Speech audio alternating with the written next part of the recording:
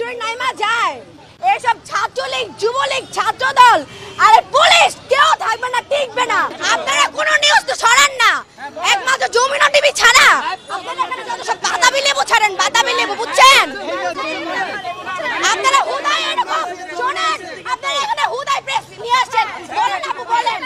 আর Jamuna TV ছাড়া কোনো press কোনো রকম আপনারা সবাই সবাই সবাই ফেক এখানে সবাই হাসিনার চামচা আপনারা একটাও ছাড়েন না।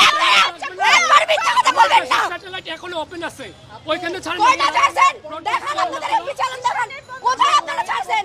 একমাত্র যমুনা টিভি ছাড়া কোনো রকম কোনো চ্যানেল ছাড়া নেই, ওই যে একমাত্র এই চ্যানেলটা ছাড়া কোনো লাগবে না। আমাদের কোনো কোটা দরকার নাই, মেধা হচ্ছে মানুষের সবচেয়ে বড় কোটা।